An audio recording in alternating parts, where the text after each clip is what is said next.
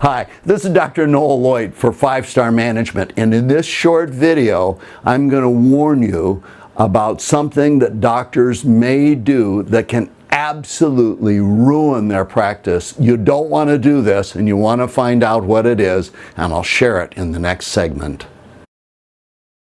So what is it that you could be doing that could be ruining your practice? Well, let me tell you, now this is fresh in my mind. It just happened to us yesterday. I took my wife to a doctor's appointment, and we got there. We checked in early so that we could be on time. The doctor walked in late and then decided to take a phone consult before she saw my wife. Now, we were 20 minutes into or after our scheduled appointment time, and my wife said, "We'll just come back later when the doctor's not so busy."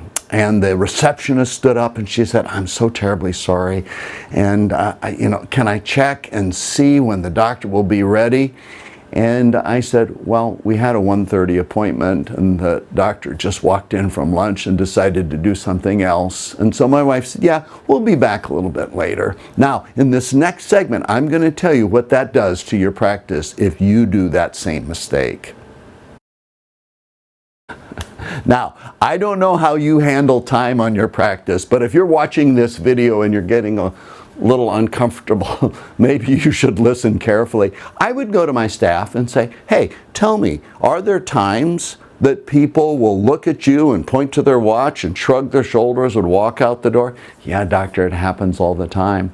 I remember speaking to a doctor who wanted to build his practice, and he was standing right next to his daughter who worked for him. She was 19 years old, and he said, "Yeah, I'm really excited about this material, and I think it'll be great, and we can add a bunch of patients to the practice, and we can really grow this thing." And his daughter said, right in front of me, in front of her dad, "Dad, you can't handle the patients that you have right now. Every single week somebody will leave the practice because you run so far behind."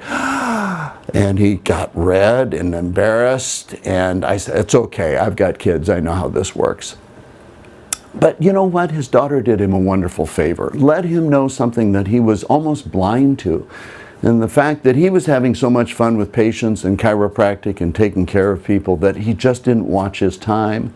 Now, if you want to see 8, 12, 16 people an hour, and you ask your staff to book you at 8, 12, or 16 or more patient visits an hour, then you need to be disciplined in order to handle patients at 8, 12, or 16 or more visits per hour. And one of the ways that you can do that, and this is a really helpful piece, you should just go to your front desk person and say, "I want you to be totally honest with me. There'll be no retribution if you tell me something that I'm not fond of hearing.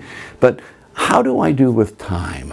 "Oh, doctor, I'm so glad you asked. People really complain. It's hard for me to get people to schedule, and I work at doing recalls and getting people back in the office, and then they look at me and say, 'It was 4 o'clock and now it's 4:25 and there's still people ahead of me. Why even bother?'"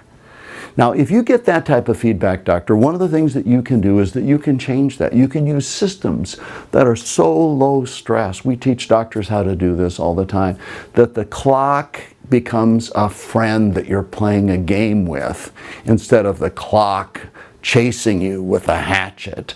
And so there's a way to handle time. Now, this is my rant, and I'll tell you something. Patients will get even with you by quitting good chiropractic care plans if you disrespect their time.